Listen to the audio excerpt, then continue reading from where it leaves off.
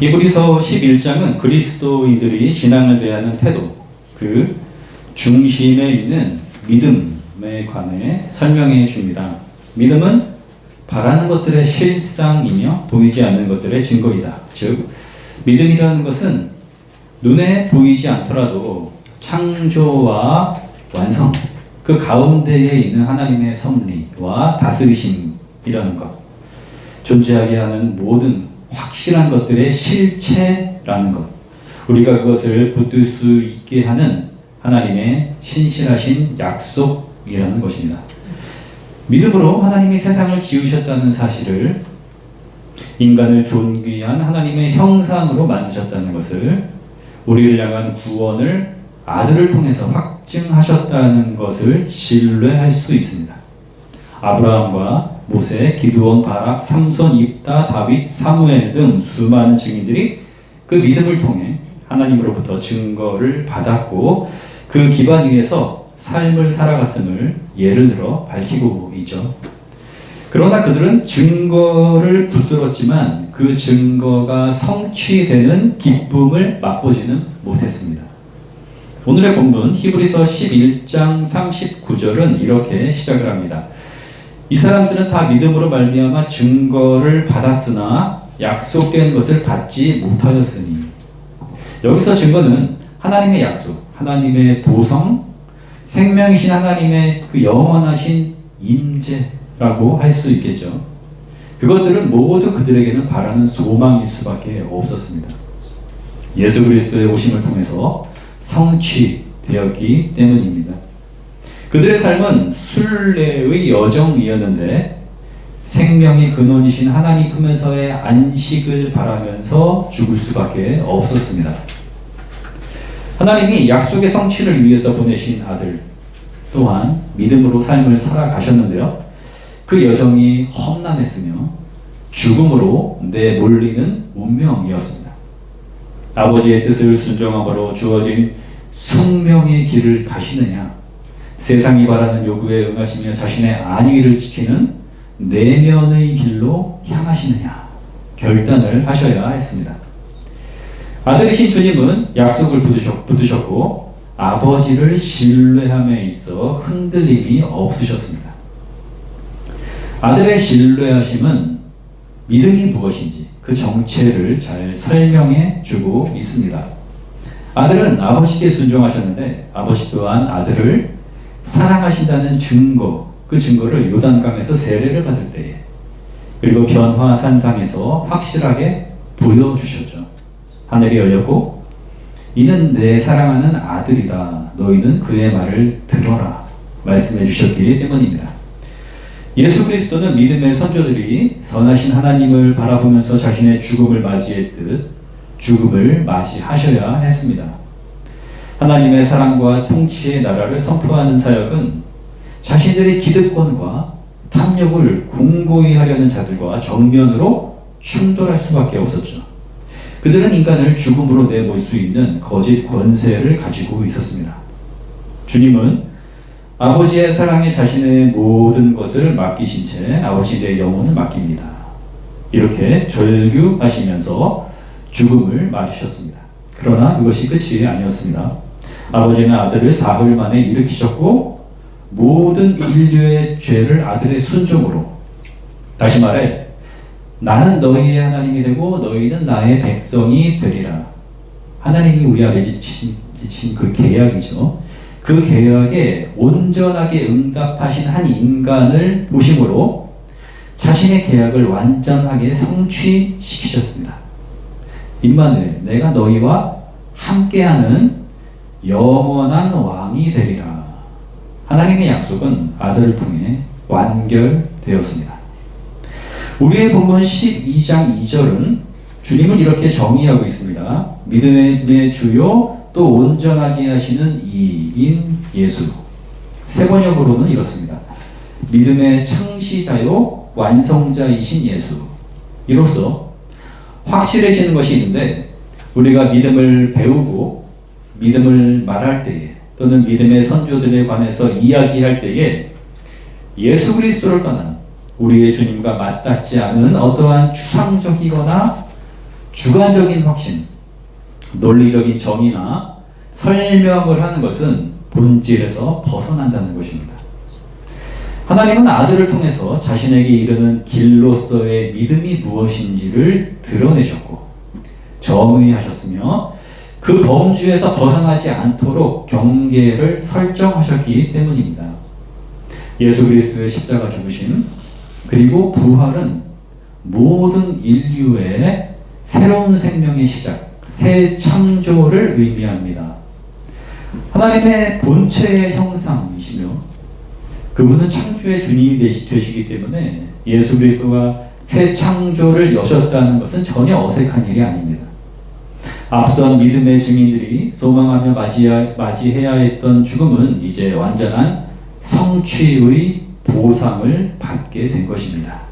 히브리서 저자는 인간이 가진 한계성에서는 불가능하지만 예수 그리스도의 영원성에 근거한 생명 주심에 대하여 6장 20절 주님이 멜기세덱의 반차를 따르고 있기 때문이다 라고 설명하였습니다. 그리로 앞서 가신 예수께서 멜기세덱의 반차를 따라 영원히 대제사장이 되어 우리를 위하여 들어가셨느니라. 멜기세덱은 아브라함이 전쟁에서 이긴 후에 살렘으로 돌아올 때에 왕이면서 지극히 높으신 하나님의 제사장으로서 떡과 포도주를 가지고 나와 맞이했던 인물이죠. 창세기 14장에 언급이 됩니다. 제사장의 시작 그리고 그 반열이 아브라함의 후손인 아론으로부터 비롯된다고 할 때에 이미 그는 그 계보를 앞서서 초월하고 있는 인물이며 그가 하나님의 뜻을 받드는 자로 그 자리에 서 있으면서 떡과 포도주, 즉 예수 그리스도가 우리에게 주신 몸과 피를 의미하는 그 상징성을 아브라함에게 베풀고 있다는 점이 특별합니다. 히브리서에서 그의 기원이 어떠하며 인간적 역사가 어떠한지 가늠할 수가 없다라고 밝히고 있죠. 우리의 주님 예수 그리스도께서 이러한 멜기세덱의 반차, 즉 계열에 서 계신다는 점은 영원성, 인간을 구원하시는 처음이시며 마지막이 되시는 하나님의 주권이 아들이신 예수 그리스도를 통해서 드러났다는 것을 증언하고 있는 것입니다. 이러한 멜기세덱의 계보를 따르시는 영원한 대제사장이 되시는 주님은 자신의 몸을 희생 제물로 드리심으로 단번에 그리고 일회적 사건으로서 믿음의 사람들을 하나님의 도성으로 이끌어 가셨습니다. 믿음의 성도들뿐만이 아니라 현재 예수 그리스도를 믿는 우리 믿음의 성도들도 그분 안에 있으므로 이미 하나님 나라를 얻고 있으며 그 완성을 재림의 순간 맛보게 되리라는 것을 소망하고 있습니다. 여기서 단번에 그리고 일회적 사건으로서 이 말을 이해할 필요가 있겠습니다. 단번에는 예수 그리스도의 십자가를 통해서 더 이상 율법적인 제사가 필요 없게 되었다는 것. 하나님께 의롭다 인정받을 인간적인 행위와 노력이 아니라 우리 주님이 대속, 즉 죄를 사하여 주시기 위한 죽음을 당하심으로 하나님께 의롭다 인정받음이 완결되었다라는 의미입니다. 일회적 사건으로서 이 말은 지속적인 제사가 필요 없게 되었다는 것입니다. 구약의 대제사장은 1년에 한 번 백성의 죄를 하나님 앞에서 속하기 위해 대속죄일 제사를 드렸는데 먼저는 그도 약함에 속해 있었기 때문에 자신과 가족을 위한 속죄 제사를 드리고 그 다음에 백성을 향한 속죄 제사를 드려야만 했습니다. 매년. 그리고 이어지는 세대에서도 되풀이되어야 하는 것이었죠.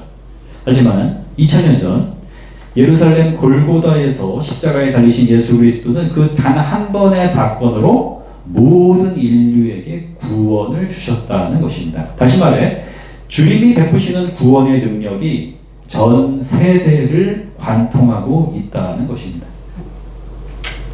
신앙생활을 하다 보면 고독하거나 외롭다는 생각이 들 때가 있습니다. 내가 이 길을 잘 가고 있는 걸까? 눈에 보이지 않는 하나님은 나와 함께 하시는 걸까? 나만 이러한 어려움을 겪고 있는 걸까? 히브리서 12장 1절에서 저자는 우리에게 구름같이 둘러싼 허다한 증인들이 있다라고 밝힘으로써 이러한 편협한 생각에서 우리를 이끌어 드넓은 믿음의 지평 위에 서게 해줍니다. 후반절, 모든 무거운 것과 얽매이기 쉬운 죄를 버리고 인내로서 우리 앞에 당한 경주를 하며, 이 부분은 고대 원형 경기장에서 운동 시합을 하는 선수들의 모습을 연상하게 하는데요. 훈련을 통해서 갈고 닦은 기술과 체력을 마음껏 뽐내는 고대의 선수들은 시합을 보기 위해서 그 경기장에 가득 찼던, 둘러찼던 관중들을 향하고 있습니다. 보고 있습니다. 상상해 보십시오.